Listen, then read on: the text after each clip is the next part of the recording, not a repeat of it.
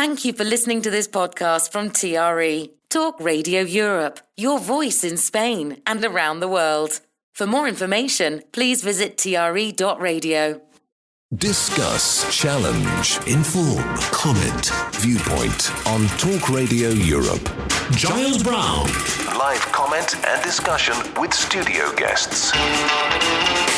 Viewpoint. It is Tuesday, the 25th of August. Thanks to Dave for Daybreak. You're listening to Viewpoint on TRE Talk Radio, your voice in Spain. Going to be doing something a little bit different today because we're going to be doing a junior viewpoint. Oh, not a junior viewpoint, a young person's viewpoint. Let me get that correct. My panel nodding at me like sounding. I'm already the Gen Z out of place and we're only less than 3 minutes into the show. On today's show, I'm not going to take any calls in this morning. So if you want to get stuff through to me this morning, I advise you do it by the WhatsApp, which is the easiest way to do it, which is, well, I will give you the numbers to, or the ways to contact me right now. And they are as follows, but please, we're not taking any phone calls in this morning. To contact TRE, please call 952 78 4000. Email studio@tre.radio. Send us a WhatsApp on +34 645 99 67 95. Message us on Facebook, Talk Radio Europe Official, or tweet us at TRE Talk Radio.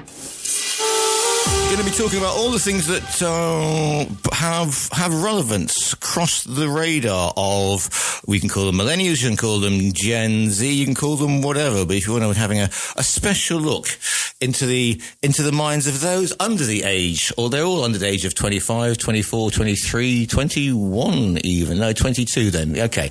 So there's nobody in the studio apart from me who's over the age of 20, and I just creep over that barrier. But first, let's have a look at the news from the UK. Burnham hits at tanks increases and halt the hell rides are the two major stories on that one. Looking at your front pages in the UK today, we start off top of my pile today is the Times. Andy Burnham's arrival in Ukraine features on a number of front pages on today's papers in the UK, but the key story for the Times is his refusal to rule out a tax increase in the autumn budget. The paper reports that when pressed on how he would fund his public spending commitments, the Prime Minister said the public need to understand that we're in a challenging position. Several of the papers are calling on social media platforms to stop the sharing of videos posted by joyriders, including the Metro. Its front page declares time to stop the hell rides and says that a spokesperson from Number 10 has insisted Ofcom has the government's full backing to take tough action against platforms that do not remove videos celebrating dangerous behaviour. It comes following a crash on the A66 that killed 7 people, including 2 police officers. War on deadly joyride vids reads the headline of The Sun, which says the Prime Minister has slammed the truly reprehensible TikTok trend. In a statement, Cleveland Police has said there's currently no evidence to indicate the filming of the activities that took place, which resulted in the A66 crash, were carried out for the purposes of TikTok. Daily Express says police have made 12 arrests following the crash in Middlesbrough on Saturday that killed 7. The paper's headline reads, remove sick danger driving footage now, and notes that as of Monday evening, videos of cars weaving through traffic at over 100 miles an hour were still visible on platforms like TikTok, YouTube and Snapchat. The Guardian says the Prime Minister used his speech in Kyiv on Monday to accuse Russia of outrageous threats to my country, comparing Ukraine study to the UK's fight against Nazi Germany. He's pictured on the front page, meeting Ukrainian war veterans on his first day in the capital. Daily Telegraph suggests Burnham's visit has seen him receive a gold mine of secret battlefield intelligence to help protect the UK from Russian spies and saboteurs. Meanwhile, the iPaper leads on the Housing Secretary Angela Rayner, revealing plans for 70,000 new homes across England. According to the iPaper, says that 10 billion will be handed to council and housing accommodations to achieve the target. Meanwhile, FT, Donald Trump's pledge to bump the tariffs on Canadian cars to 50%, leads the Financial Times, saying that a trade war has erupted between the North American neighbours. Meanwhile, Daily Mail reports that 1 in 7 people in England were prescribed antidepressants last year, which it says is an increase of more than 15% in 5 years. Paper notes what it describes as a stark regional divide in antidepressant use, which highlights the number of prescriptions recorded in North Cumbria and South Yorkshire. Tuesday edition of the Daily Mirror points to a maternity crisis in North Devon after the district hospital was forced to temporarily close its maternity wing due to staff shortages. Patients were given classes on how to deliver a baby on the side of a motorway as the nearest maternity ward is nearly 2 hours away in Exeter. How did it get to this, the paper asks. And finally, Daily Star leads on the horrendous story that former world snooker champion Graham Dott he was found guilty of child sex abuse on Monday. Snooker legend is a child sex abuser. That's your UK headlines. Meanwhile, your Spanish press, just looking at what they are saying this morning, looking at this morning's front pages. Well, again, a lot of them are leading with the situation in Ceuta. The Partido Popular leader saying this morning he wants Ceuta to be quarantined because of what he thinks are cases of diseases coming over to the mainland. Sanchez says that Sanchez says that Malasca will be in Ceuta. That's El Mundo. The El País reports that Sanchez is planning to go to Ceuta as well, and that's on the front of Abacé as well. Lots of pictures of the situation there in Ceuta, and those are your headlines on this Tuesday, the 25th of August. Viewpoint with Giles Brown. Always live, always lively, and today particularly young because I am joined by three young adults. Could we call them millennials or we call them Gen Zs, we call them whatever. Anyway, I will let them introduce them because today's Viewpoint we are looking at life or the world and life through the perspective of people much younger than myself. So going from the left today, we'll do let them introduce themselves. Age, name, what you're doing at the moment. So first of all, many of you will recognise this voice because she's a regular contributor to the Daybreak Show. Contestant number one. Hello, you know me, I'm Alice, and I'm 19, and I'm currently studying media and communications at the University of Loughborough, and I've been going on the show with Dave for a couple months for some work experience and practical experience in the media field, and I'm really enjoying it. Okay, and here's the question: are you Gen Z? Are you Millennium? And explain what you are. Gen Z? I think Gen Z. I think I'm mid Gen Z. Mid-Gen Z. Right in the middle. Okay, so you're learning something every day. Right, directly in front of me, a young man who has been he came on Viewpoint actually while he was doing work experience as well. Good morning, Marley. Hi, my name's Marley. I'm 16 years old and I'm going into my last 2 years of school. Doing diploma and studying psychology. So I came here a couple months ago for a week of work experience. Really, really enjoyed it, and I'm very happy to be back. Yeah, and studying psychology, and you're looking at the perfect subject over here, so that'll give you an insight into how a twisted mind goes. And my final, and are you Gen Z, Marley? Just explain. I don't really know the terminologies. Right. I think I'm Gen Z. Okay, what year were you born? 2010. Good grief. Okay, Alice, what year were you born? 2006. Good grief. Good morning, Kimberly. Good morning. Introduce yourself, please. So my name is Kimberly, and I was born and raised here on the Costa del Sol. Yeah. And I'm currently studying medicine in Ireland. Okay, and you are 20? I'm 22. 22? Yeah. Marvellous. Okay. So, Gen Z. Say? Technically Gen Z. So millennials are actually they're the generation before you, basically. Then, okay. So we got that down to a fine art. If you want to get your thoughts across today, then I said before, no phone calls today, but I will accept WhatsApps on +34 645 99 67 95.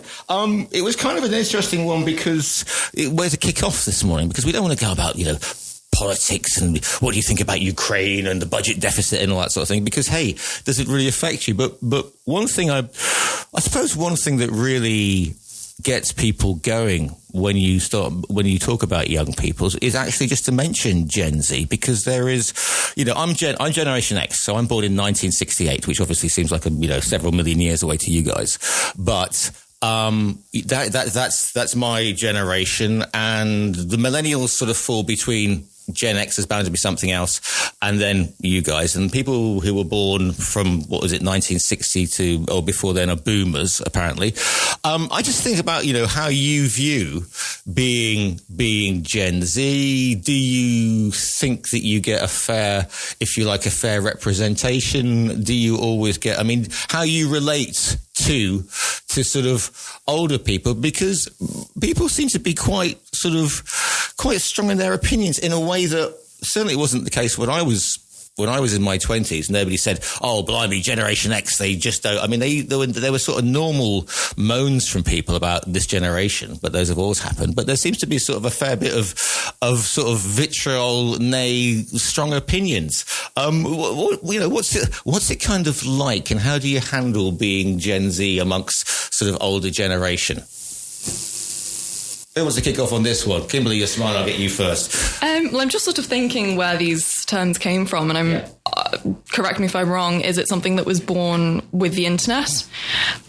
Well, Gen X came from there was a novel by a guy called Douglas Copeland, and that was a book which came out in the 80s, talking about how we were the first, if you like, generation who had technology and were using it and were taking in sort of modern media references. This is before internet, by the way, so it was all the way that we were using sort of very early digital stuff and becoming sort of more and more aware of the world being a global community rather than it being sort of individual nation places as well. And the idea of technology was just kind of just trying to start. So Copeland wrote a book about a very early version of the internet before it really sort of took off. So that was the idea of Gen X, and every sort of generation since then has had to be defined in a way that probably wasn't. But this generation, do you think gets a fair representation? Because whenever you pick up a newspaper, it's like, Gen Z, millennials, they've all got it too easy, and they don't want to work, and they just want to sit at home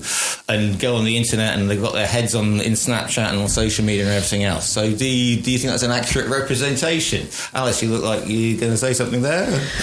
Yeah, I think we tend to get generalized quite a bit. Like, I would say with the extremists or extreme views, like especially when people say we don't want to work, but when gas prices is through the roof, gas compared to when you guys when you were younger, we are also competing a lot more. There's barely any, I think a lot of people in my generation are struggling to get a job, even here and in the UK, there's not many job opportunities. And then that translates to they just don't want to work and they're lazy, when a lot of people are just very frustrated that, people want experience, jobs want experience, but how are we supposed to get experience if, they won't hire us or anything?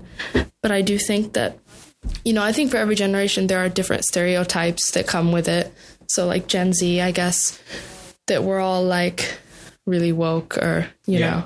That's you dropped the W bomb in and marked the time at 20 minutes past, because I've already got people saying, you don't want to take phone calls in because you might hurt their feelings. But I don't want to take phone calls in because I want people to listen to what you guys have to say. Woke is an interesting one because, Marley, would you say that you are woke? Does it even cross your mind? Is just woke a natural, are you just you kind of thing? I think I'm very self-aware of myself and of the world in terms of my generation and other generations. So I think I've got a very good understanding of everything. But I also don't think that means that I express everything that I say. Yeah. So I think I keep a lot of things to myself, but I also say things. But yeah, I'd say I'm fairly woke. Kimberly, the thing is, I'm just trying to think if I know anybody younger. And again, because I have, teenage goddaughters who I live with. Obviously, I speak a different language, but I don't think we know many people out there who don't come to the category of quote unquote woke. To be complete, if we're talking about the word woke, it's not something that would ever really be in my vocabulary much. I may have only heard it once from my uncle when we were talking about certain things. But I think what Alice was saying about Gen Z being a very generalized term to our whole generation. I mean, if you look at the age range, it's actually a very wide selection. And I think a lot of the times it gets associated to the TikTok generation. I know we all consume TikTok and Reels and these short forms of media, but I, for example, don't actually have TikTok. So I think, yes, I'm Gen Z, but I'm not the side of Gen Z that's stood in front of their phone filming a little dance, which, again, nothing wrong with it. But I do think it's a very overly generalized term. Yeah, I mean, people fall into stereotypes so very easily. I think you just mentioned something about work and getting, because you're at university. Marley, you're just finishing sort of school, sixth form, or whatever you call it these days. Again, I can't, and then you're going to presumably go on to some sort of higher form education. Kimberly, you're so deep into medical college that it frightens me. But again, you see, and this, I'll go back to what I know, which is, yours truly. When I was finishing higher, when I left my English International College in 87, it was, blimey. You then went, if you went to university, that was seen as a thing. It wasn't a natural step, because many kids would go on to get job offers on the back of A levels, at that point. And now you have to have a degree to even be in with a shout at clearing the first hurdle, if not a postgrad. Or obviously you've taken a different path, Kimberly, because you've gone straight off the deep end into medical college. And just quickly, I mean, what on earth inspired you to? Because that is a big commitment to take at such a young age, as the saying goes. It is, and it's quite funny you mentioned sort of work and job security, and it's obviously not the main reason at all. But I think part of it is that, I was always good at school, liked school. And I think by going into such a long college journey, it kind of postpones that a little bit longer. And it doesn't guarantee job security. But I think in comparison to what you're saying, some degrees these days, to then get a job require a lot of work experience, whereas I think I'm very lucky to then come out of college with a profession. Mm-hmm. I mean, the other interesting thing you were, we chatted briefly before, because I remember when I was, again, young and, cadets and the whole thing, and we're talking what we're going to do, and some guys were going to go on to the officer training college and that sort of thing, but this one guy said, I'm going to be a dentist. And it was like, but you're a brilliant officer, Toriati. Why do you want to be a dentist? And he said, because I've never met a poor dentist yet. And because he was going for, he knew that financially he would be set for life if he went to dental college, etc. You're into medicine because it's a vocation for you. Mm-hmm. Is that important for you? And do you think that's important rather than saying I want to be in a job that means that I can get a Mercedes or have I'm set for life? Yeah, no, absolutely. I think, as you were saying, it's such a long journey, and it is quite difficult that there's no point in going into it unless you want to. And as you said, it is a vocation. Alice, I mean, you want to, because you want to do the most dangerous thing of all, don't you? You want to be an actress, or be an actor. Yeah, I wanted to be an actor for a while when I was younger, but I did realize that my mom, I talked about it with my mom, that it should probably be more of a side hobby for now. Right. And I should try to find a more I'm not going to, most likely, I don't want to be not ambitious. I'm not going to be able to make a living with it, or at least start myself up. So, but I'd still think though, it's very common to, just be trying to get a job just so you can survive rather than doing it just for your enjoyment, because, trying to buy a house nowadays is very... I wanted to come on to that as well. But do you think, going to university or any other... It shows that you've got the aptitude to study. And also to go to university... You meet other people from all sorts of backgrounds, because this is, I know a lot of people who've been homeschooled, and that's great. But or people go, well, I don't need to go to university because I know everything already, and I know everybody in this town. I don't want to leave, for example, Marbella, because I know that I can learn about life. However, you kind of need to step out of your comfort zone and meet other people. So going to university, or to medical school or whatever, you will meet people from completely different spheres of life, and that's more of an education to go from somewhere like Marbella to somewhere like Leeds or Dublin or Hull or whatever, rather than just sort of staying your cocoon bubble of where you grew up. Yeah, I mean, the thing is, I've honestly, when I moved to Marbella from the US, I mean, I grew up in a very international town anyway. Like, there are people from, like, where I lived in San Diego, it's kind of like Marbella. Everyone goes to San Diego, like, for the weather, the nice lifestyle, and because there's people from all over the world, you know. However, I would say, you know, my mom has a lot of international friends, but I would say the most people I met who were from different countries was when I moved here, when I did my GCSEs. However, then it was actually quite different moving to England. The uni I go to, it's quite a small town. A lot of people, when I say I go to uni in the UK, I say Loughborough, and they're like, where is that? Like, they don't know where it is because it's such a small town. And it was a bit, I'd say, jarring for me because when I moved in, all my flatmates were like English. They had never really been outside the country. And I didn't realize how like different we were and how I kind of felt like the odd one out. You know, it wasn't like they were nice people. They were nice people, but I just couldn't really, I couldn't get along with them as much as I did. I mean, because your family are originally from Iran, aren't they? I mean, my dad is. Yeah.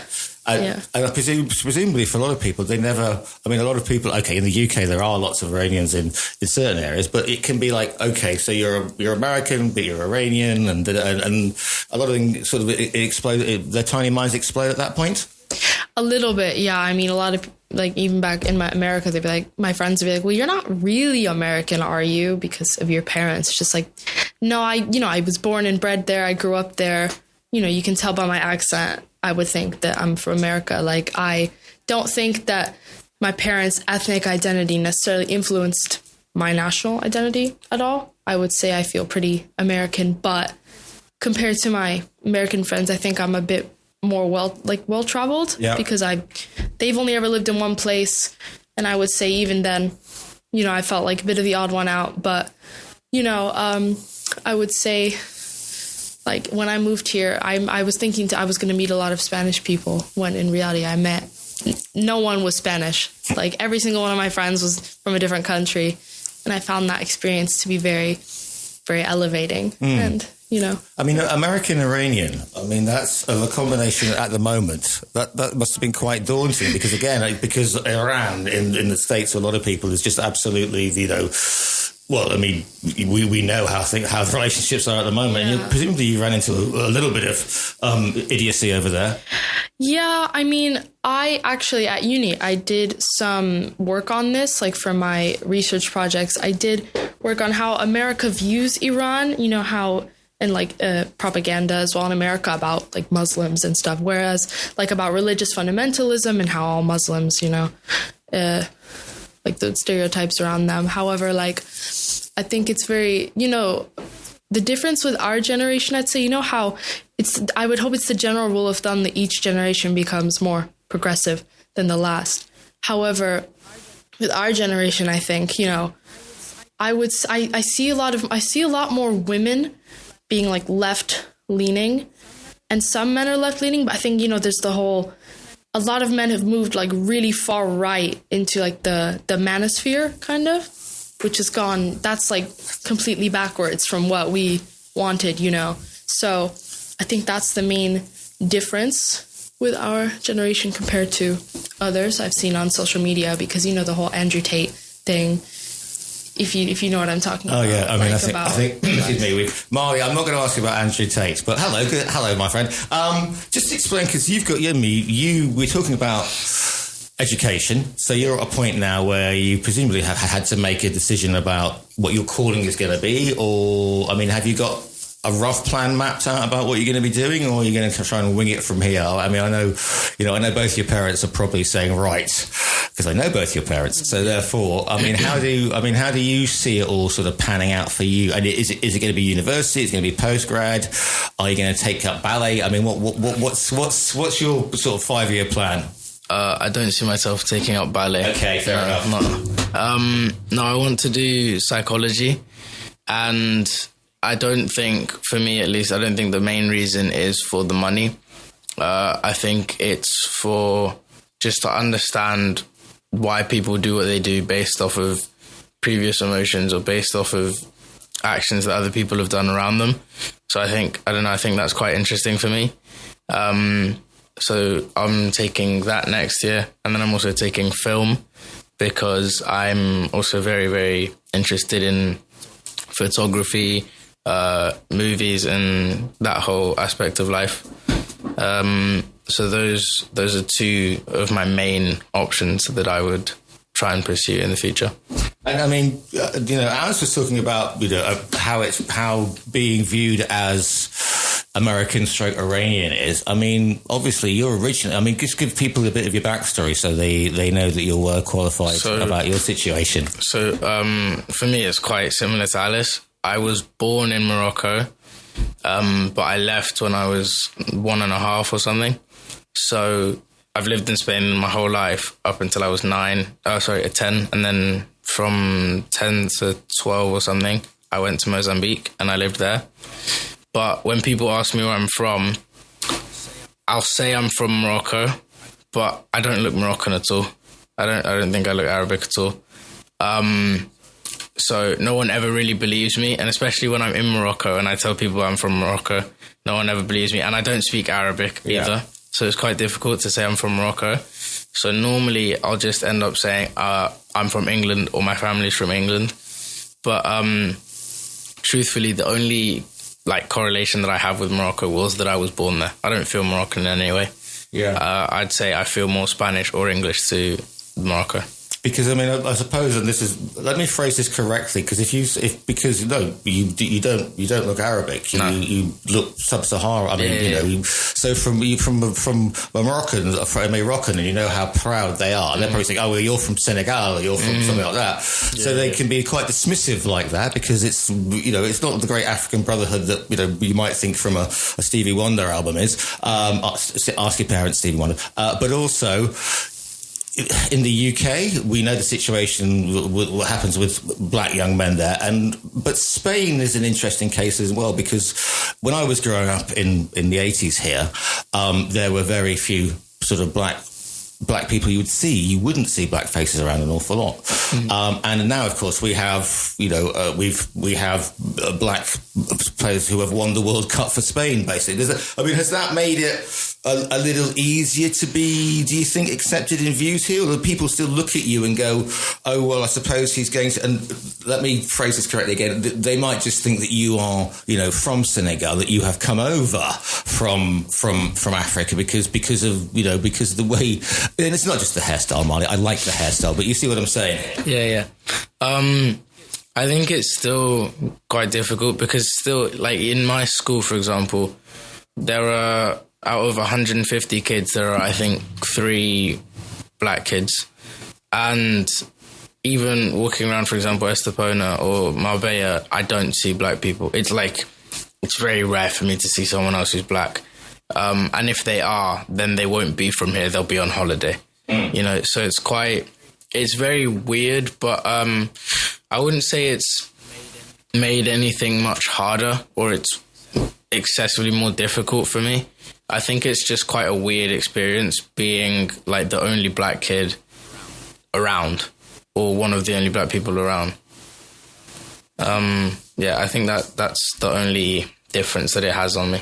If you want to get involved with the show, these are the numbers. No phone calls today, but I'm happy to take your messages via the other ways. To contact TRE, please call 952 78 4000.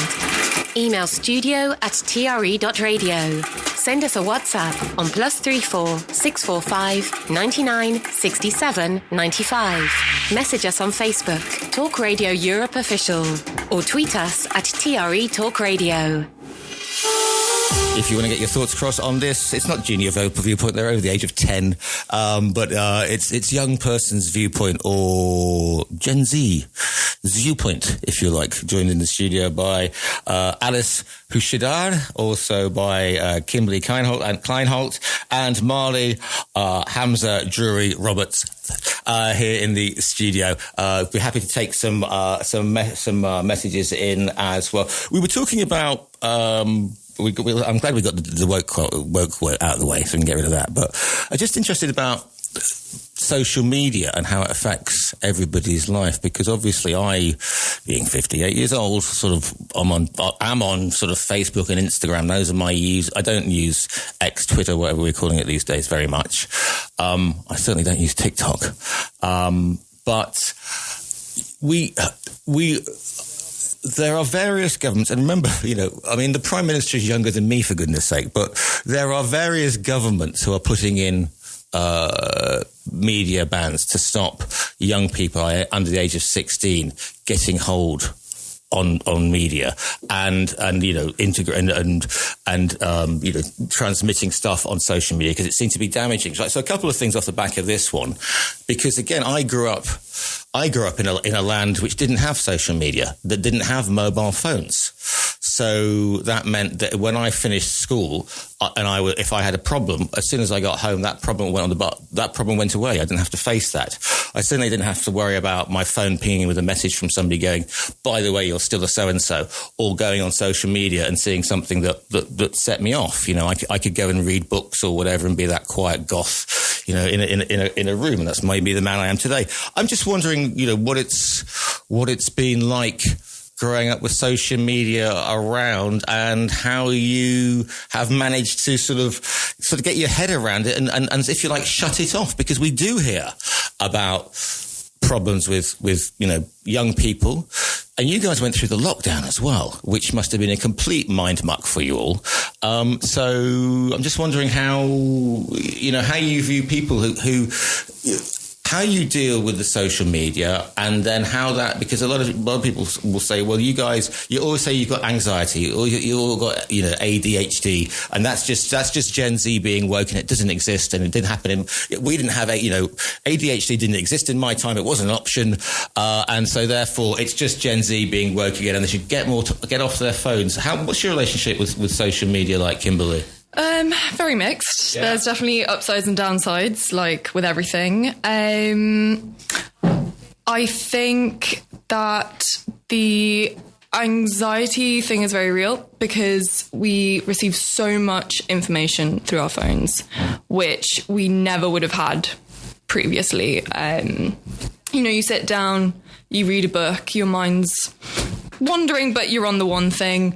Whereas with social media, it's constantly one thing after the next. And I actually don't think our brains are really ready to handle such an overload of information. Then you get people with sleep issues. I'm probably one of them, from, scrolling on my phone at night. And it can be too much.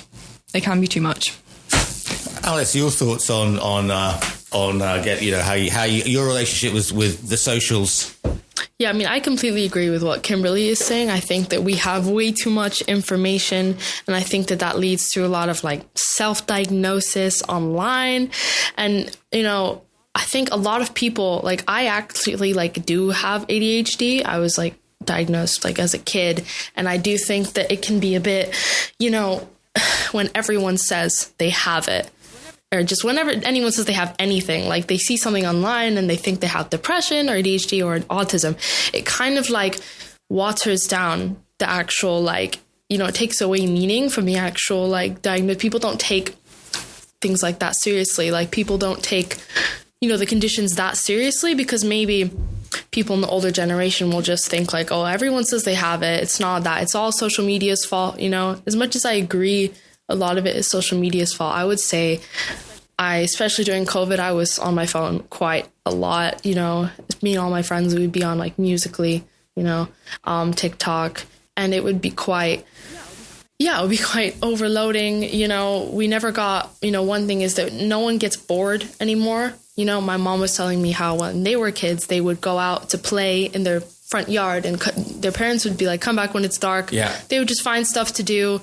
They didn't just have, nowadays we have a phone in our hand where we have access to any information, all the information we could ever ask for, all the entertainment. It's designed to be like a slot machine. We just keep scrolling and scrolling and scrolling and scrolling, and we can never get enough, so much that I would say for me, my attention span has probably been pretty diminished, because I have a bad habit of scrolling a lot, instead of, I don't read as much anymore. Even if I did try to read, I would just kind of go back on my phone. And I think it's important that maybe for the future generations, we try to break out of that habit. Yeah. Because I'd say it's really hard when I got my first phone when I don't know how old you guys were when you got your first phones. I was 10. I'd say I was quite young, and even before then I had an iPad where I would play like, Crossy Road, Flappy Bird, all those kinds of things at restaurants. So I would say I've been exposed to the internet at quite a young age. Did your parents, it's a godsend for many of us though, small children playing on when you're eating, as long as they don't have the music on loud. But did your parents get you a phone for security reasons? So if you were out, or did they just get you a phone? Presumably it was a smartphone, and they got you the phone so that you could call them, I suppose, is my next question coming up. I would say, yeah, that, but not as much as I would say, because when I lived, what I would do in America, because you can't go out and party and drink, as much as now when I'm out, my parents I text my parents, tell them where I am. Whereas when I was younger, I would just school and then home. I would maybe go to the park, go to my friend's house, but I wasn't really didn't require much communication. It wasn't as dire. I would say that they got me a phone because I think I needed a bit more. I, struggled to make friends. I think that's another factor when I was a bit struggled to make friends when I was younger, and therefore when I would have a phone that I could just use it. It's like a form of escapism in a way, but then consequently being on your phone all the time and constantly communicating through people, to people through your phone, diminishes your desire to communicate, have face-to-face communication as well. Okay, we're going to come back to this. I'm just going to get one more break in, and then we're going to come back with some more Viewpoint. Viewpoint with Giles Brown. Yeah, indeed. We're doing a young person's viewpoint this morning. Not taking phone calls in this morning, so bear with me. So if you want to get in touch, please send me via the Facebook page or which is Talk Radio Europe Official, or you can send me some ideas via WhatsApp, +34 645 99 67 95, or an email at studio@tre.radio. I'm joined by Alice, Kimberly, and Marley. We were talking all about social media and about the social media, and also all things to do with how it affects relationships. As I said before, I'm not taking calls in this morning, so thank you very much. But please, I'm not going to be taking calls in this morning.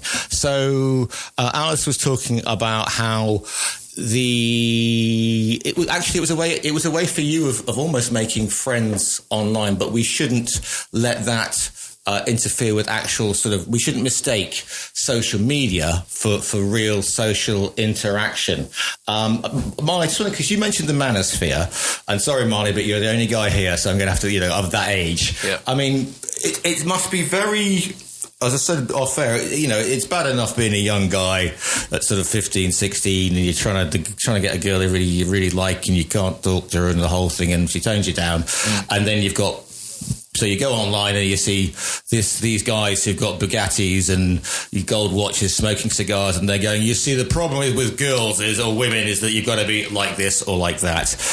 And again, maybe I was a proto-woke, because, maybe I was woke before it was woke to be woke, because I was always taught to respect women, etc., etc. I'm always surrounded by women. Oscar Wilde once famously said, to be a man amongst men is a good thing, but to be a man amongst women is even better.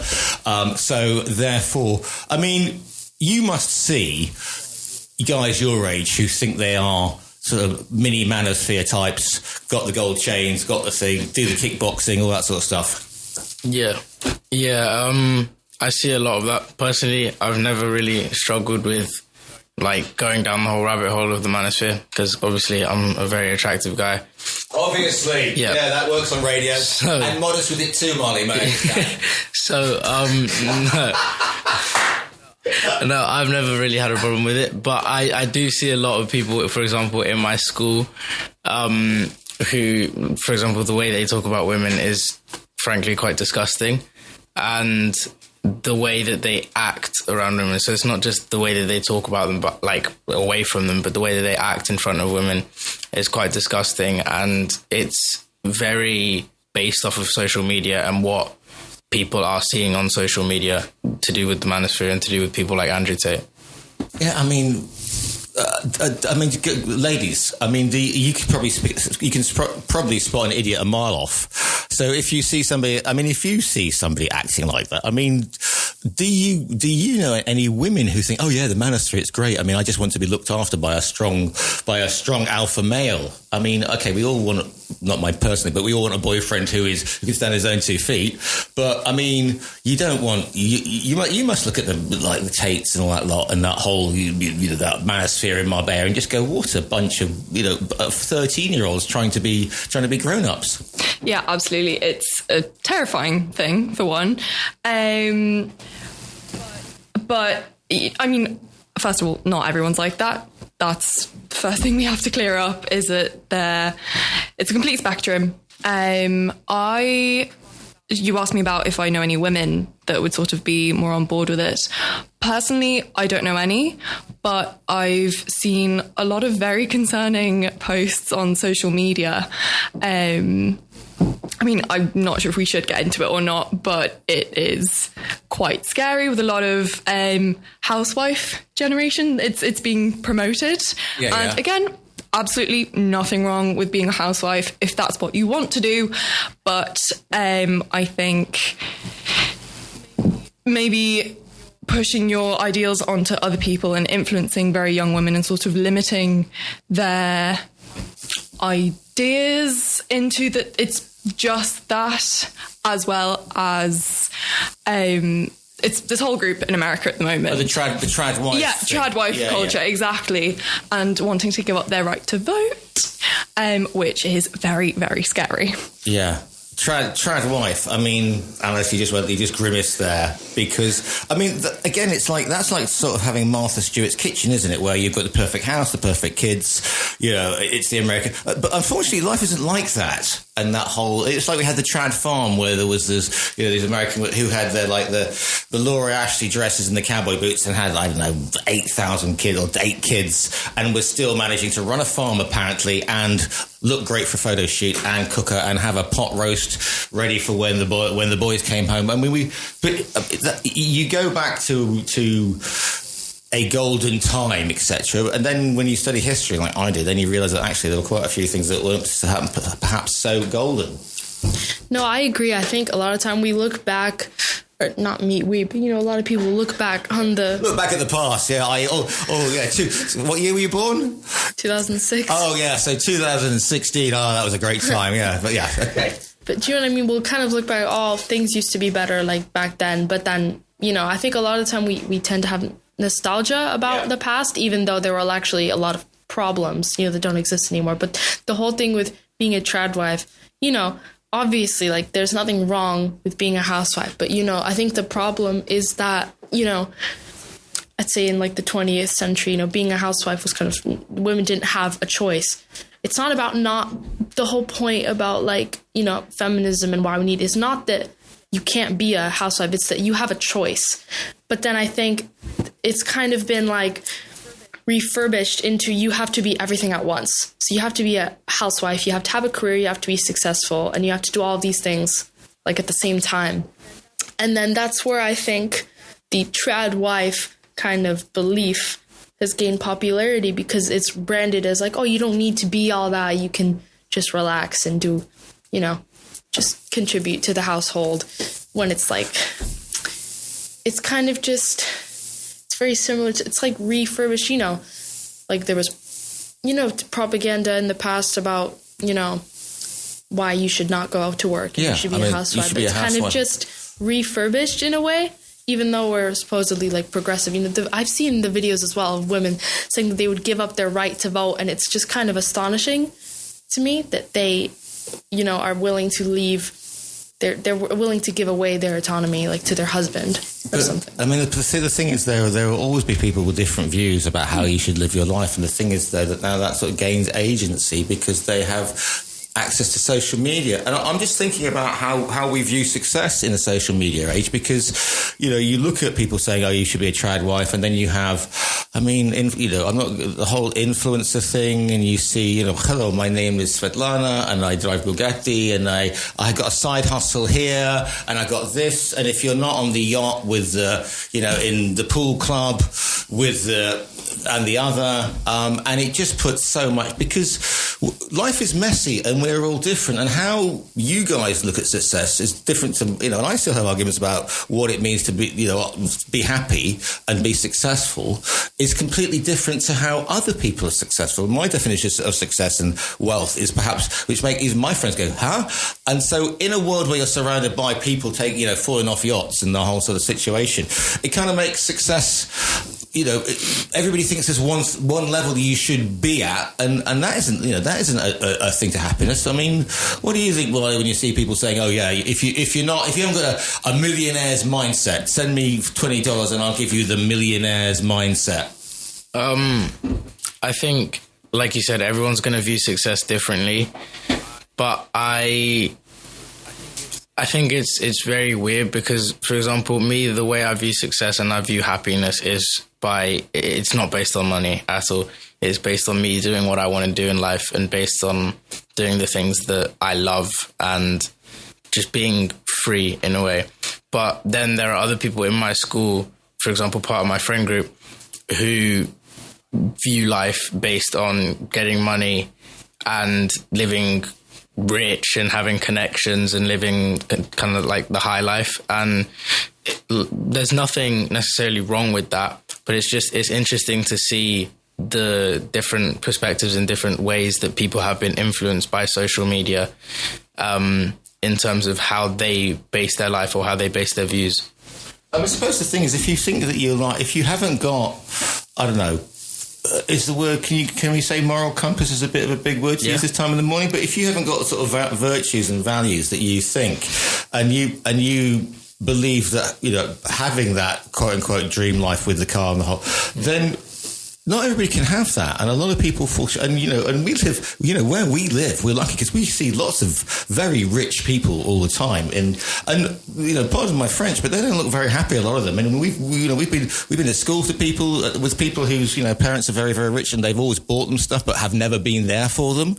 Have an iPhone, but I've got to go off to wherever this weekend, or mum's doing mum's away, whatever. We all knew kids like that growing up.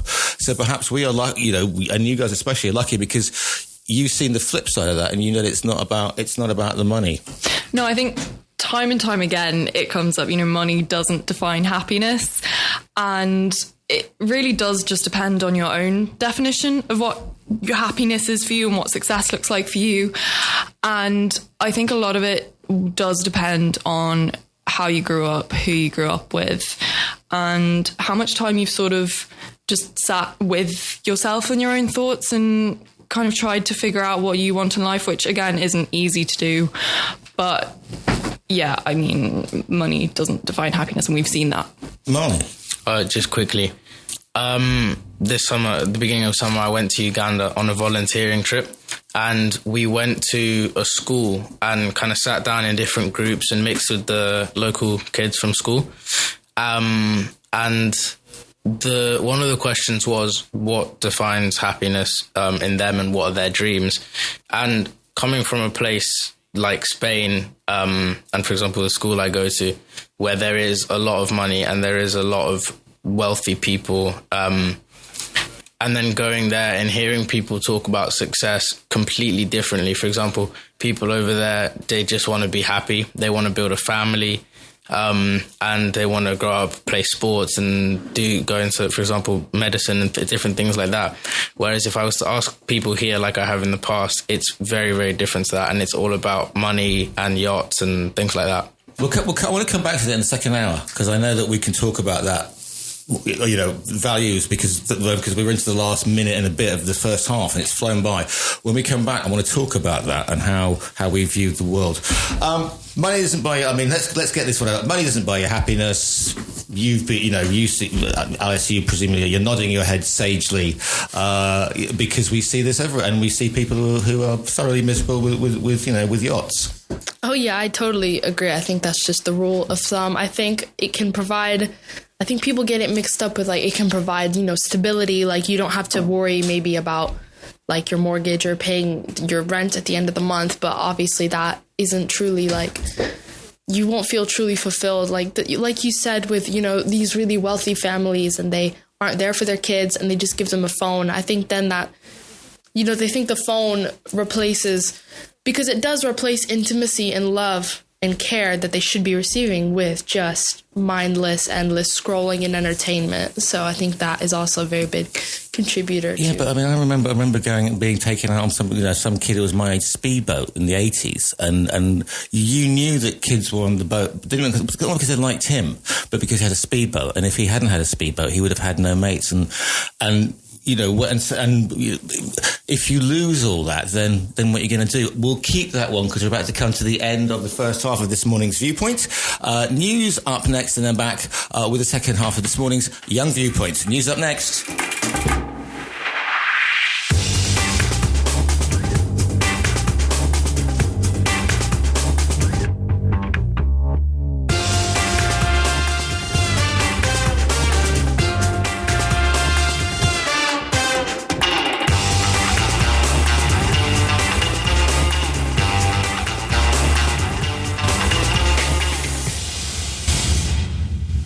Radio Europe. Your voice in Spain. Discuss, challenge, inform, comment, Viewpoint on Talk Radio Europe. Giles Brown. Live comment and discussion with studio guests. Viewpoint. You're listening to a special Young Person's Viewpoint with me, Giles Brown, joined in the studio by Alice Hushida, Kimberly Kleinert, and Marley Hamza Drury Roberts. We're talking about all things to do with Gen Z, wokeness, and everything from there all in. If you want to get involved this morning, so not taking phone calls in this morning, but I will happily take emails and WhatsApps and even social media posts to the following. To contact TRE, please call 952 78 4000. Email studio@tre.radio. Send us a WhatsApp on +34 645 99 67 95. Message us on Facebook, Talk Radio Europe Official, or tweet us at TRE Talk Radio. Indeed, just to let you know what's coming up today. Following me will be Stephen Ritson with the Tuesday Europe Today.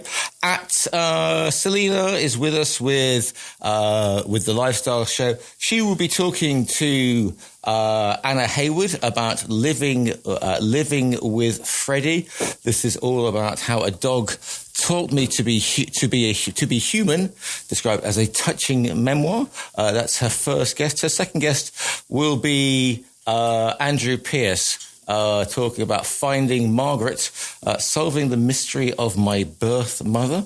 Okay, that's going to be an interesting one as well. Hannah joins us for TRE in the afternoon from 4 until 6. Her guests will include Alice Redmond, who lives in Bali and recently released I Am Journal, Connection, Creativity and Clarity, where she shares all the things that she got through a life-changing experience. Her best-selling memoir, I Am Alice, Breakup, Breakdown, Breakthrough, came out 3 years ago. Brenda Newman from Be Spain Savvy, love Be Spain Savvy, talking all about Beach Etiquette 101, expat groups, and the apps you need to function in Spain. And her final guest is Zoe Fox, who's a healer and disability advocate, whose incredible personal story in her new book, Activate Your Light, connects everyone, healing from trauma, and teaches its readers warmth and hope and how to reignite their inner glow. Before this show is repeated at 6 o'clock in all its glory. Joined in the studio by Alice, Kimberly and Marley. Looking at some of the comments coming in already. So here we go. These are all via WhatsApps, +34 645 99 67 95. Angela, good morning. What a great idea for a show. Having been involved with education for much of my working life, I have so much interest and respect for young people. Excellent idea and show. This is good, you know. Morning, Gary. I've noticed they're using the descriptions Gen Z, boomers, etc. You use it, but your guests don't and seem to be up to speed with it. Strange. Yes, indeed, I am the old man here. Good morning to Giles. A question for the younger voices in the panel. Okay. This is from Sam in Ibiza. Good morning, sir. Is it true that most people under 30 no longer watch mainstream news and get most of their news from social media instead? And if so, what do they trust? Do they trust it more? Is it more convenient? I use social media as well as mainstream news. But what I find difficult is that social media often shows the most horrific things happening in the world long before mainstream news covers them. Yes, some of it is fake or misleading, but a lot of it is real. So the real problem for social media, is it social media, or is it that mainstream news is not showing enough of what is actually happening? We'll come to that in a minute. Thank you very much for that question. Another question for the panel. What's happened? This is from Peter. What's happening in England and Ireland with dangerous driving and these deaths? Where do you feel we're going wrong? Also, Ian near Camberley. Absolutely wonderful, fascinating show today. As a boomer, I'm learning a lot and having some prejudices put to bed. Well done, Gen Zers, for explaining things so clearly. Yeah, thank you very much. Morning, old man Giles. Thank you very much from Paul and Crosby, who sent me the classic album cover by The Who, which is The Kids Are All Right. So there you are, kids, you're all right. Those are just looking at some more bits and pieces coming in. If you want to get your viewpoint across, be happy to hear from you, but not by phone. Looking at the anything coming in on studio, no, and I haven't actually checked my own, so I haven't checked the Facebook page yet. So I will get round to that in a second or two. If you want to get your viewpoint across. To contact TRE, please call 952 78 4000. Email studio@tre.radio. Send us a WhatsApp on +34 645 99 67 95. Message us on Facebook, Talk Radio Europe Official, or tweet us at TRE Talk Radio. So I'll go back to Sam's question, my panel, who said, I get you about social media and mainstream news.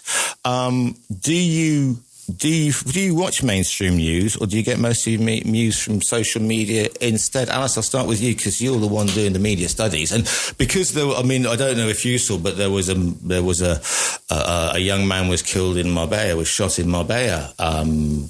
Sunday night, early Monday morning, and that appeared in a social media feed because I get up when I used to get in. I hit 6, after my coffee, turned on my social media, and there was some quite sort of graphic footage before the major news networks got hold of it and managed to sort of pixelate out who this guy was.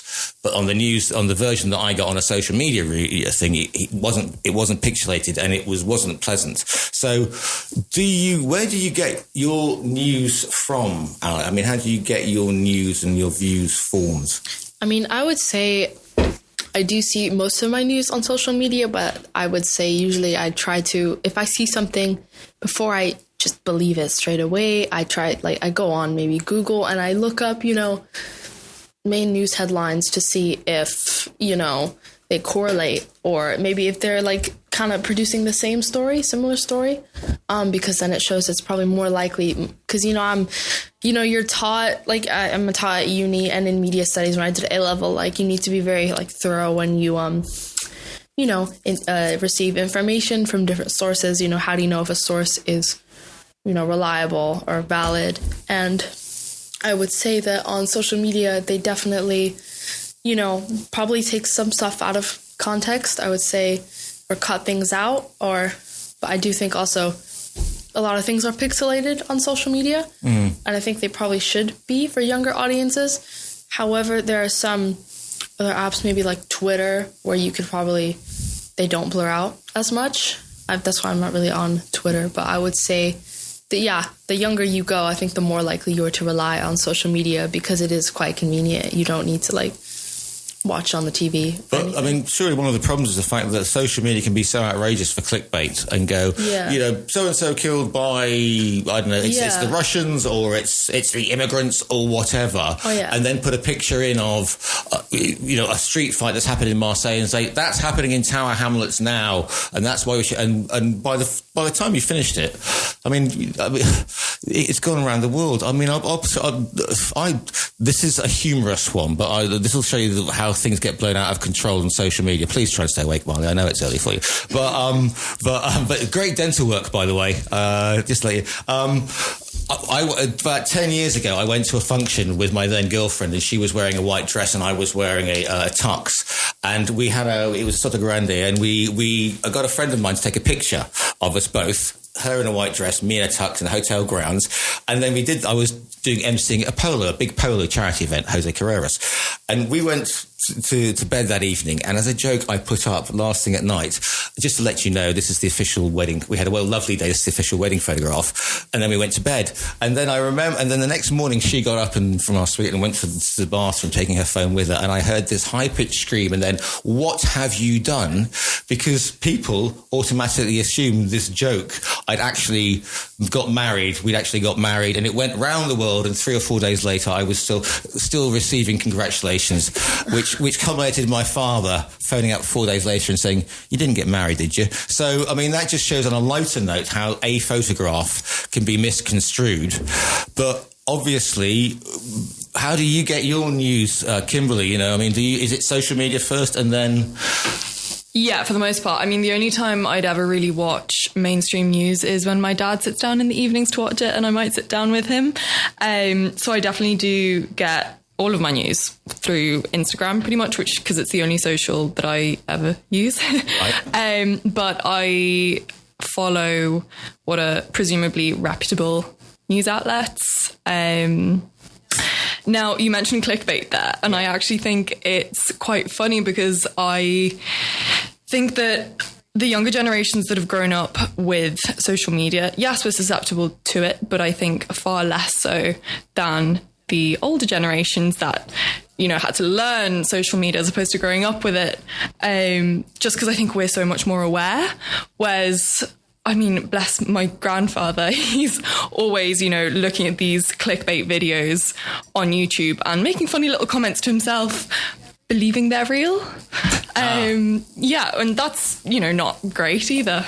So that's the great paradox, is the fact that, you know, older generation bemoans social media for what it's doing, but actually we're the ones who are going to fall for, you know, immigrants land in the Houses of Parliament, you know, on a small boat and go, yeah, that's the problem. That's the problem with it, you see, because that's what's happening. So that's the great paradox, yeah? Yeah, where I think we've sort of learnt to take things with a bit more of a pinch of salt than the older generations. But the interesting thing is, because, you know, you are in medicine. Yes. Obviously, you're studying medicine, and if there's one place that the debate has really kicked off over the past, since that thing of which we no longer talk about happened 6 years ago, is medicine, because apparently you're all working for a very large pharma, apparently. Are we? Yeah, yeah. I mean, as a medical student, do you all sort of roll your eyes and go, you're never going to believe this one because there's a vaccine that's going to make us all turn into Elon Musk or something like that next week? We do roll our eyes a lot. The first, you know, one of the very first things we're taught is to look at the study, find the facts. At the end of the day, we're scientists. So, and you'll get a news article of, oh, this new drug is going to cure cancer, whatever. And that is the big headline.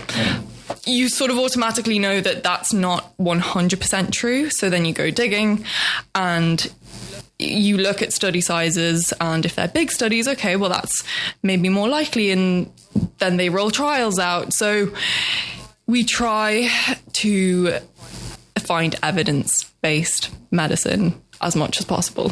Is look at the evidence, look at what's really there, as opposed to what someone may have just made up.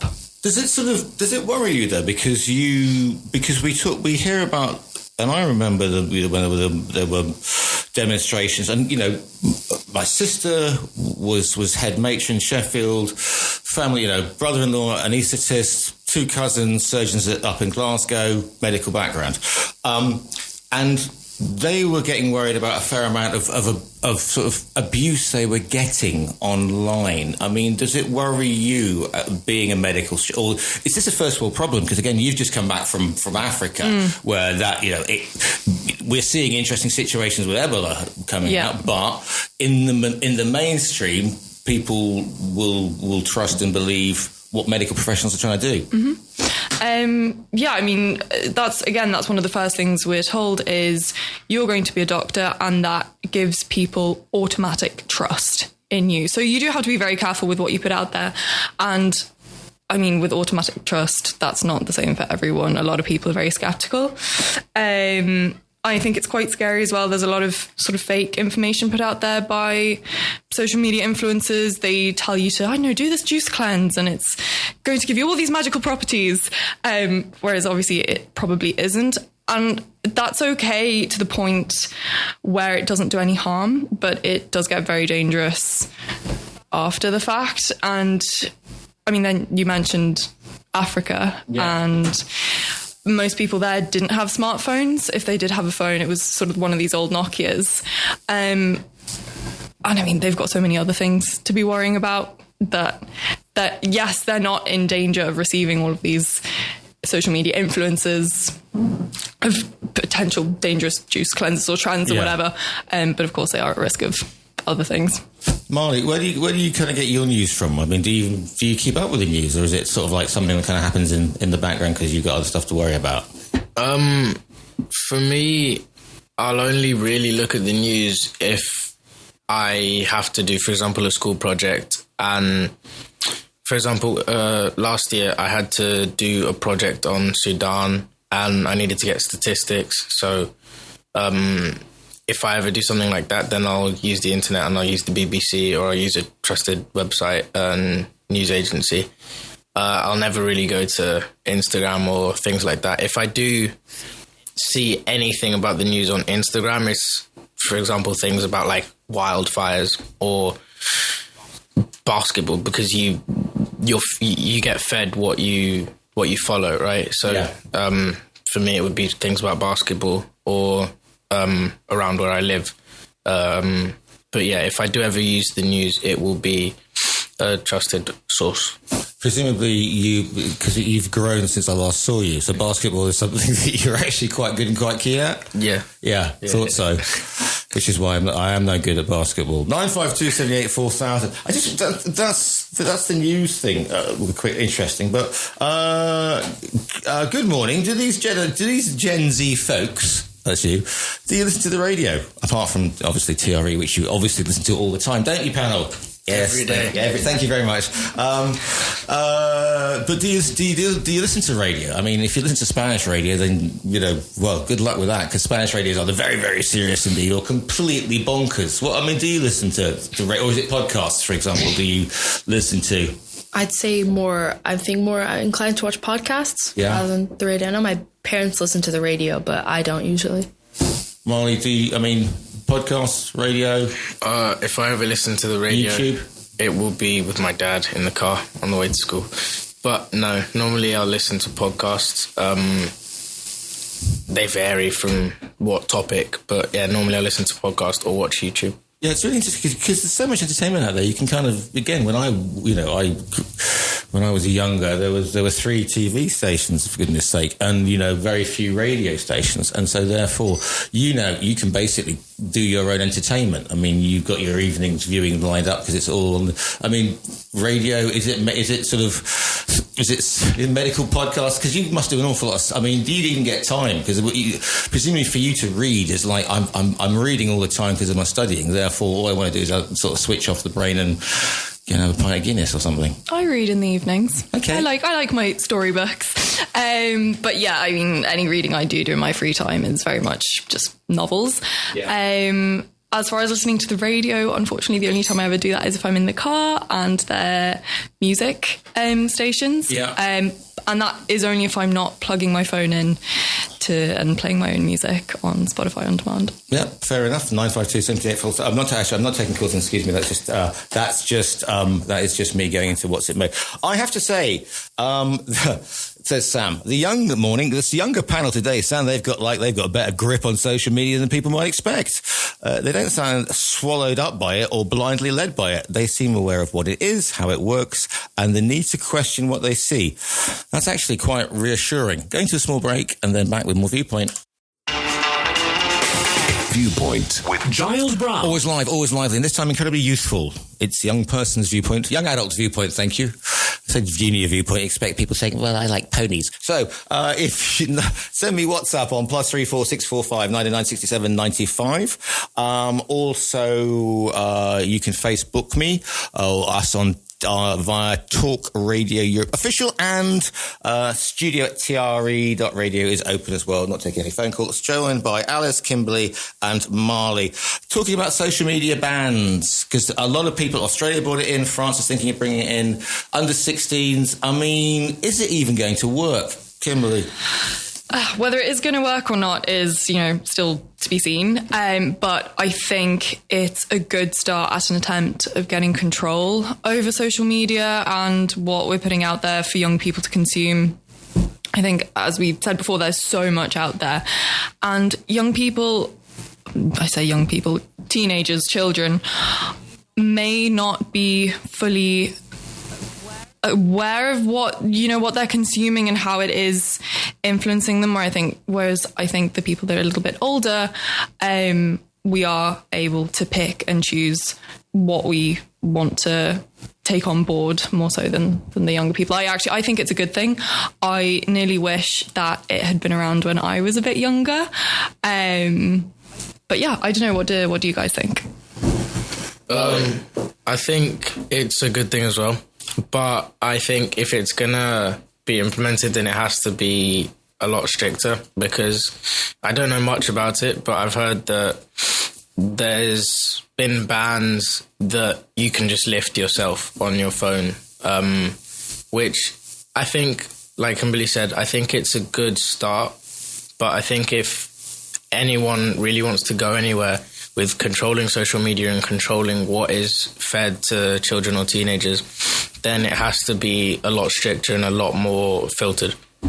But the problem is always going to be, I'll come to you, sorry, just in case, is that kids are smart and they can we've had this facial recognition in Australia with people putting false moustaches on them and getting away facial recognition in that way. So the problem is that the governments trying to set the rules on this are often like 3 steps behind what the social media companies, tech companies are actually doing. So you're always going to be playing catch up. I mean, social media ban for under 16s, or only certain. I mean, there was a thing about somebody saying like 4-year-olds doing like 2 hours of screen time a day. I mean, that's going to surely melt their tiny craniums. I mean, I'm not saying obviously your cranium is absolutely wonderful, as I can see from here. But do you think social media, because again it puts pressure, doesn't it, on you when you're trying to get a take on the world and who you are?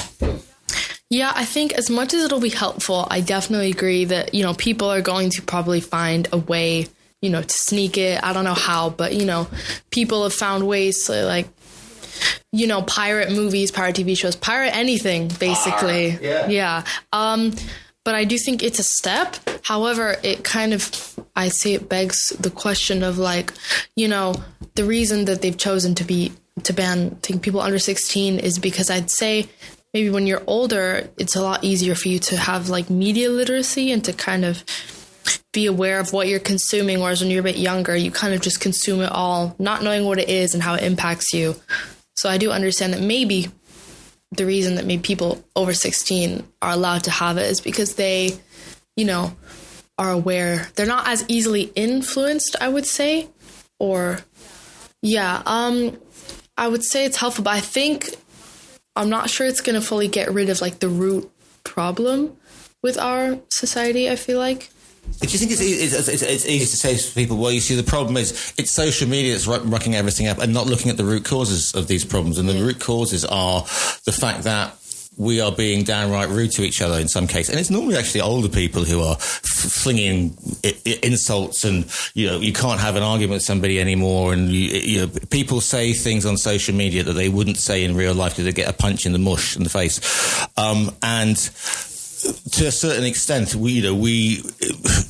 this is just, it is easier to blame social media for stuff than actually to look at the fact that we are not engaging like we used to. I mean, I don't know when I was, again, when dinosaurs walked the earth, etc., but we had youth clubs and we had boxing clubs and we had social stuff. Now, I know Spain is really good at this because we have an outdoor climate, so you can do sport, you can do basketball, you can do whatever sport you're into, or you can just hang out on the beach.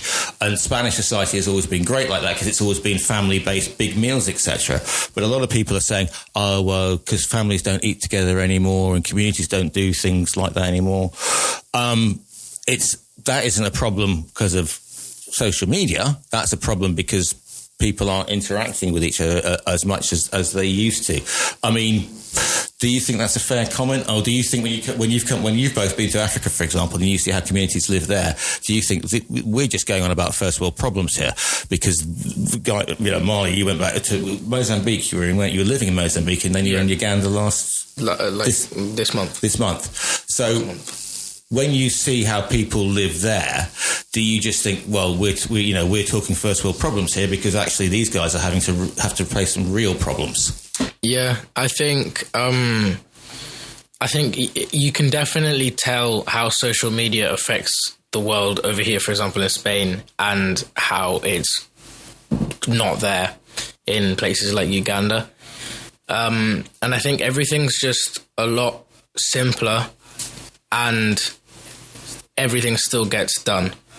For example, I was working on construction and there was like the tools that people have here compared to the things that people have over there are completely different. Yet everything still gets done. And if anything, it gets done a lot quicker over there. So I don't think we need technology. Well, we need it, but I think it's very excessive and it's overly used because everything's a lot easier and a lot more simple and carefree over there.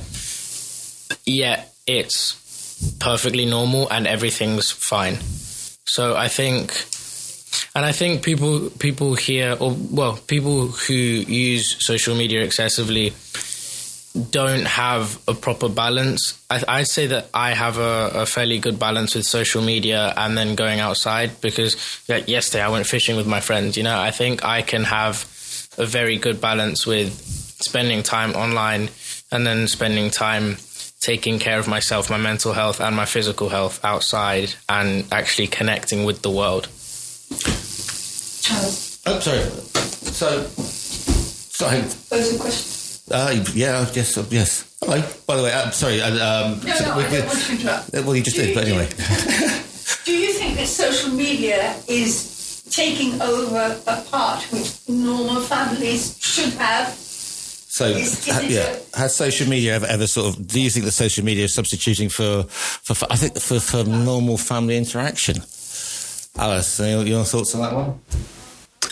I would say definitely. I think what you used to, like me and my family, we, I say a lot of families, I don't know if anybody, like when you guys have dinner or lunch, you all sit together at the table, you put your phones away, I don't remember ever, like, if my parents, if we eat, I eat in my room, my mom eats in the living room and watches TV. We have a TV in our kitchen. Okay. Because we are... That's very American. That's very TV dinner. We spend most of our time in the kitchen. My parents are cooks. I'm a cook. And I'd say, I don't talk to them as much. I mean, I would say I talk to them more in person than over the phone. Do you have these big family meals? Or No, I'm only really during holidays, but I would say it wasn't a very normal thing. And when I would go over to someone else's house, like my friend's house, we would all eat dinner together and I would have no problem like putting my phone away and just eating. I don't think it's like it kills me not to be near my phone or anything. Yeah. But I would say I'm definitely used to being on my phone a lot more. Of course, Kimberly, I mean, if only you had a wonderful barbecue chef in your family who could take over any occasion. Because, your father is, put it this way, your father, when he comes over to other people's houses, I've known that people have had stuff ready for him to cook, even if he wasn't expecting it himself. I know, bless him. But no, he is, I had to he came over for my birthday lunch. I had to beat him away. It's my shepherd's pie. I'm making it. Please get out of the kitchen, Niall. So, yeah. I mean, presumably now, you've always been a family that have presumably interacted together because your family are always dynamic and they're often shoots and they're doing this and so presumably that was the time that you all got together. Or did you sit in your room eating and thinking about medical school and watching TikTok? I will admit, and it pains me to say it a little bit, I did go through a phase as a teenager in high school where I would rather have my dinner in my room and play The Sims 4. Mom, Dad, Mom, no. That's it, yeah? Exactly. But looking at it now, I really appreciate having grown up in a household where we would sit down and have dinner together, because I was at school, Dad was at work, Mum was at work, and we'd be away all day. We wouldn't have lunch together, which I know a lot of Spanish families do. So, you know, Mum and Dad would cook in the evenings and we'd all sit down around the dinner table, and that is the time to talk. And I have seen phones and I suppose TV and Netflix and stuff become big distractions, but I think you just have to be a little bit aware of it and try and create the space for those family moments. But it's now more of a conscious effort than it would have been 20 years ago. I mean, your parents are quite good at throwing a party. I've been to a few of them. Yeah. I can even back in the day, I couldn't remember. I would just always wake up in your garden, but that's beside the point. And you were trying to stick Barney the dinosaur in my ear or something. So. True story, that. Yeah, we kind of like Alice, we don't really have the big sit down and eat all together, but I'd say we work quite well in each other's space and as a dynamic, even if it's not us sitting down and eating. I think we're all very involved in each other's lives. Is that perhaps we're going back to that sort of trad wife, you know, the family must sit down together and it's all, you know, I mean, half the people in the family is just, I mean, my dad would probably say, well, EastEnders is starting in 15 minutes time, so let's clear the thing.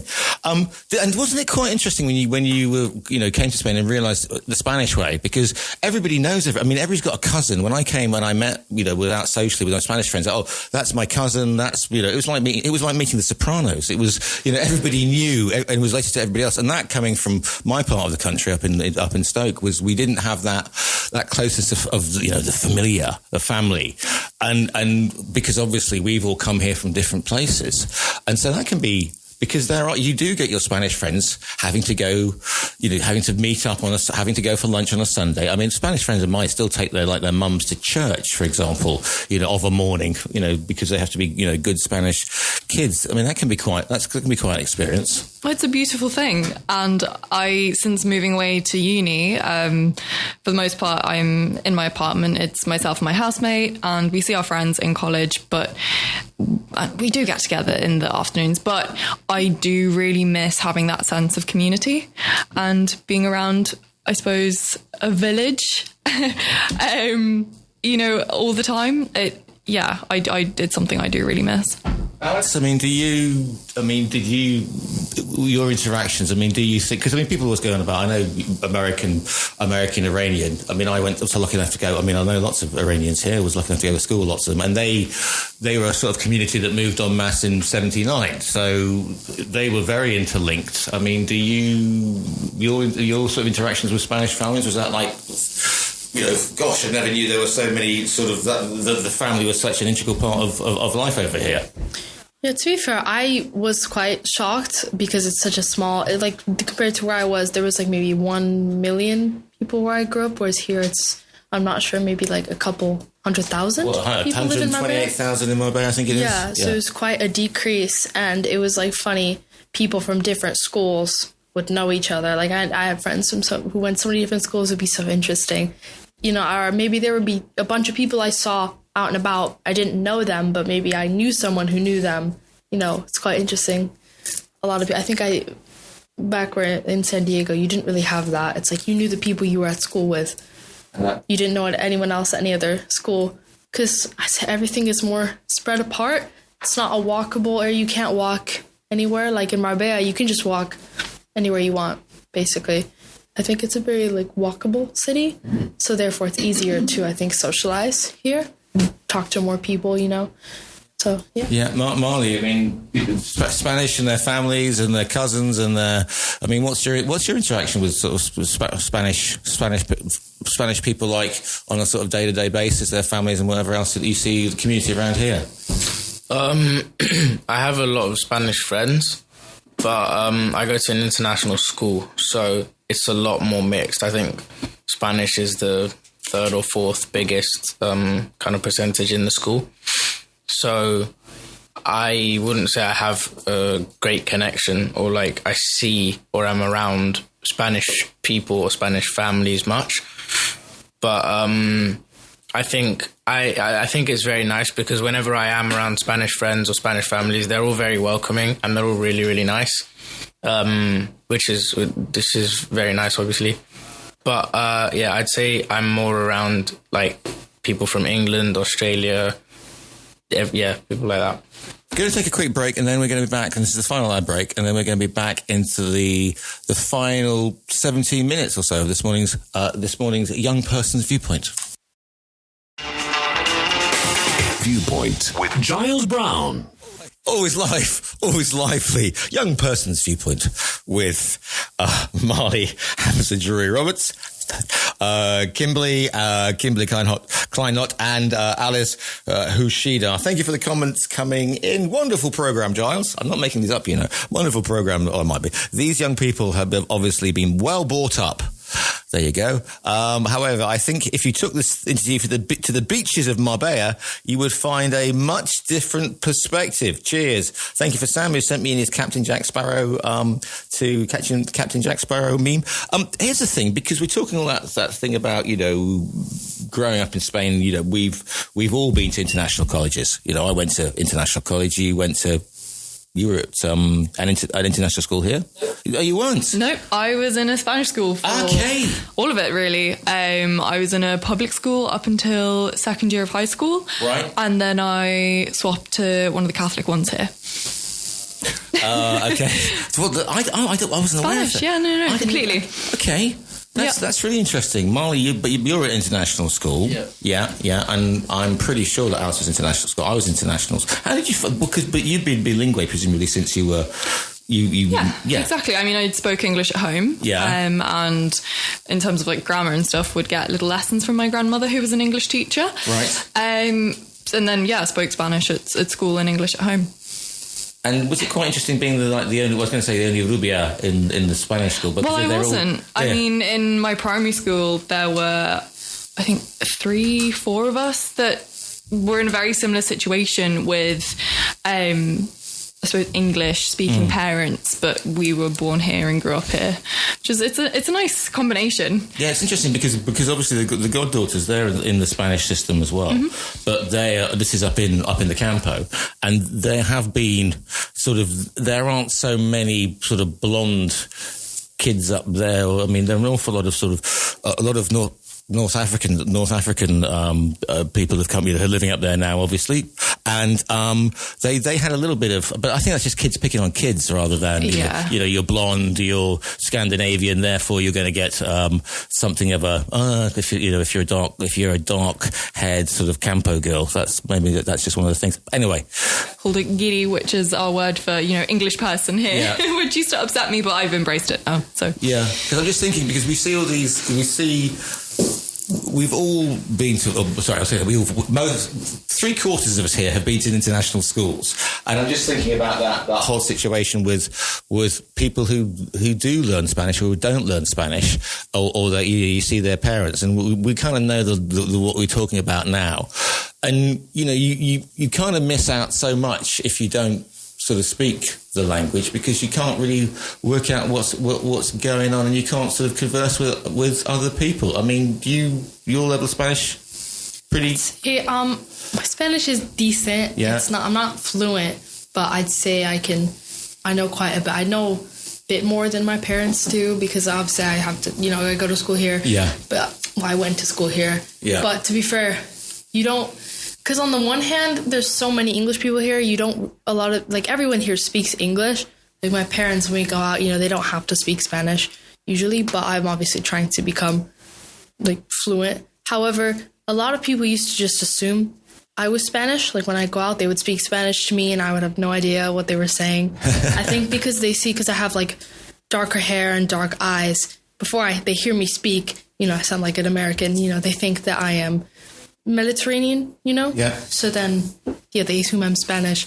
However, I've been called a Guiri before. So after living here for 4 years, I was like, yeah.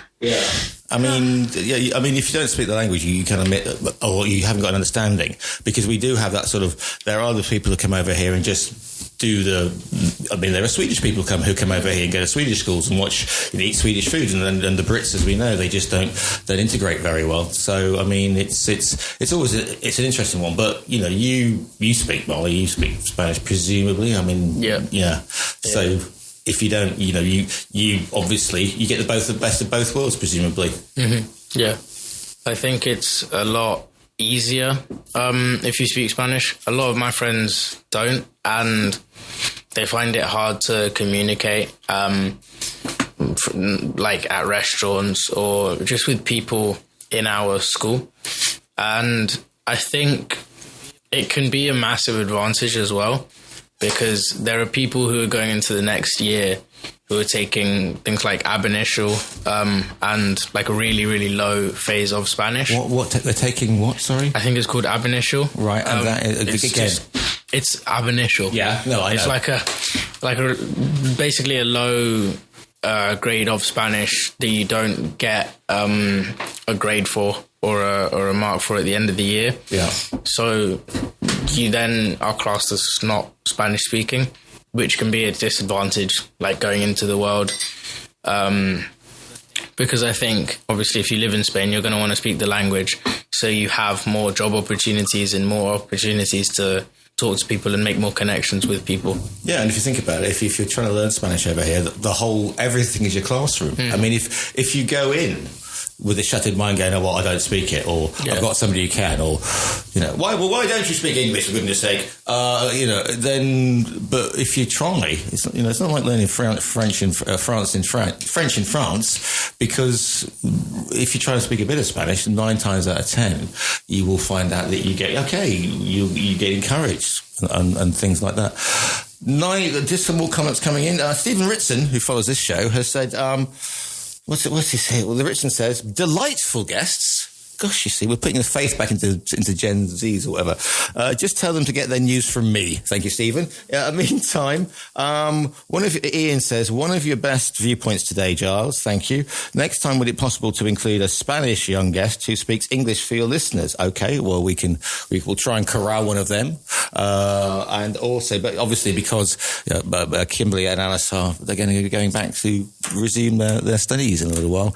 Molly, you don't get off that easily. In the meantime, however, thank you very much. Fab, go Kimberly. One of them says, well, go Kimberly, go Alice, go Marley as well. We've got 9 minutes left. Okay, so some thoughts on where we see things going. Because again, 10 years ago, it was all climate change, Greta Thunberg, all the woke. These would be millennials then, you see, at this time, because it's Greta Thunberg. But I won't ask you about the whole situation with Trump and Ukraine and that sort of thing, because, hey, by the time next week he could be gone or something could have happened somewhere else or whatever. But in terms of climate change and the environment, because we are told that this is the only thing that young people are kind of interested in if they're not on social media. So, how do you look and go, guys, you were warned about this 40 years ago, if not earlier, and you've done nothing, and we have to take over this mess for the next 50, 60, 70 years. Are you going to be coming up behind my wheelchair, Alice, and just pushing it down the hill because I didn't do enough during the noughties? I would definitely agree. Younger people are more, I think, active and vocal about climate change. Like, even talking to my mom about it, she admits you're gonna have to think about, because I'm not sure if this is correct, but I think data shows, or I think it's just that climate change will become irreversible at some point in a few years if we don't do anything. But I also think that I only hear a lot of bad things, and I'm pretty sure we are making a lot of progress in different parts of the world you don't often hear about with climate change. So, I don't want to be too cynical about it, because I don't want to believe that we're just going to let ourselves go extinct, and just let the world get too hot. But you've been brought up with, recycling, it's not a good idea to dump nuclear waste in the sea, that kind of thing. Pick up your rubbish when you go, because in a way that perhaps previously, are you more aware of that in your everyday life? I would say, yeah, I you know, I don't want to say it pains me, but like when I see people littering, it's just like, because most people think, you know, they throw like a plastic bottle on the ground and they think, oh, it's just one. It's only once. It doesn't really matter. But then everyone thinks that. Millions of people think that. And that's how the waste piles up. You throw a glass bottle into the campo and in this weather, like literally in 24 hours, you've got a forest fire. Kimberly, what are your thoughts on, again, because you are going to be medical professional, so it's kind of in your scientific remit, he said. It is. It's one of those things that if you sit down and think about it by yourself, not necessarily, because I think from group, you can get a lot of good things from group discussions, but if, you know, I'm just sitting there on my patio going, oh, it's very hot today, and I start thinking about climate change, it's really overwhelming, because as an individual, just little old me, yes, I can recycle and I can do my part, but as a whole, it feels like such a big challenge that it's actually quite upsetting, and does, as I said before, it gets overwhelming, and you're like, well, what can we do? Can we do anything about it? And the experts will probably tell you that we can, but it does mean that every single person has to do their job, and I don't know whether people do. I mean, because when I was growing up in the 70s, there was, believe it or not, there was a thing called Keep Britain Tidy, and we were encouraged to pick up rubbish. It was a national campaign on billboards and TV adverts, right? And I think that maybe, although I'm not saying, I mean, I remember as a small child picking up and there is rubbish. There are sort of, I mean, keep beach cleans are a big thing. People are getting more information about how we're mucking up the maritime environment and the ecosystems, perhaps, which they didn't do in Spain before. But I mean, Marley, have you done the beach clean thing? I think there's a lot of school do that. I mean, the environment thing, does that cross your? Because again, you've travelled, you've seen various places around the world. Is it? I mean, do you think this is the issue? This is an issue, environment, climate change, that we're going to have to keep forefront, at least in your mind, for the next 60, 70 years? Yeah, definitely. I think it's always been something that I've had to be aware of. The beach cleanups I've done all the time. And for example, when I went to Uganda, it's we didn't go to the beach, but like around the school, it's a really, really big problem in Uganda. So we went around like the whole school in like different little teams, and like each team, there were like 5 teams. Each team was bringing back like 15 bags full of rubbish, which is crazy to think about, just around one little area, which is probably about 40 meters. So I think beach cleanups and things like that, I think making people aware is good. But like Kimberly said, everyone needs to take part, and not just a couple of people or a couple 100,000 people. I think it needs to be a worldwide effort. And sadly, I don't know if that is possible, because obviously there are people in the world who might not care about it, or who might not be educated enough on it. And yeah, I think we just need to try and educate people on it more. Okay, I've got a final question, because we've got 3 minutes left. Okay, I'll go left to right. Okay, because this has been a young person's viewpoint. Just a really simple one. I mean, you're young, you're idealistic. Do you? I mean, if you'd asked me this question, I would have been a goth. So I'd go, no, it's all useless and broken, and I'm going to decay quietly in Stoke-on-Trent. But on balance, Alice, optimistic, positive for the world. Is it great being a young person in the world in 2026? I would say, I think I'm a bit more optimistic. I'd say I'm a glass half full kind of person, because I think we have a lot more chance to make real change. I think a lot of people I know are very, more optimistic, and I think we have more opportunities to make change because of social media. We have, I think, a greater chance to kind of create communities across the world, which helps further kind of spread awareness about what we want to change. So I think it can, as much as the internet is very social media isn't, you shouldn't rely on it for communication. I think it's important that it helps other people all over the world. Marley? Yeah, like Alice said, I think we have a voice. We have power to make a change, to make a difference.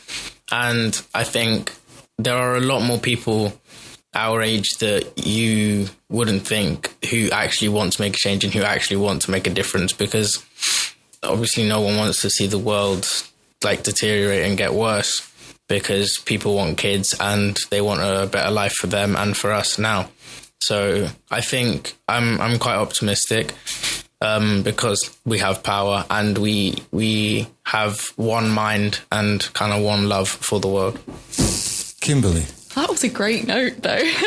Yeah, absolutely. I think we just need to seize the opportunity and use the tool that we have, and it is there. And I see it on my university campus. I see people putting forward their best foot and trying to make a change and bring everyone up. This has been Young Person's Viewpoint, and this has been quite an eye-opener.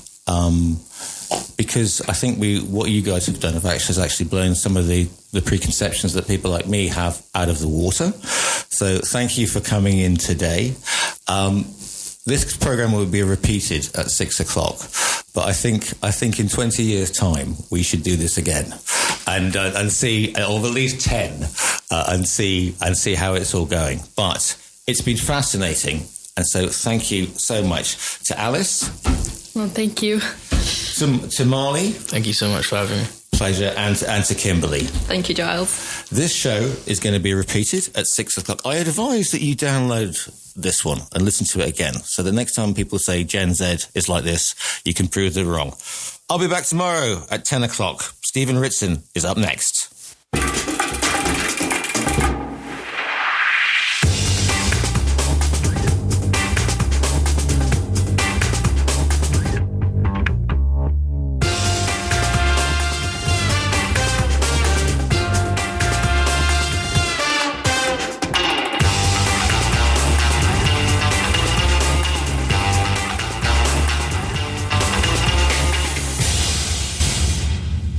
You've been listening to a TRE production. If you've enjoyed this program, there'll be another episode waiting for you next week, right here on this platform, where you can also access our extensive back catalogue of shows and interviews. For more information on our live programming, social media channels and apps, and how to contact Talk Radio Europe, please visit tre.radio.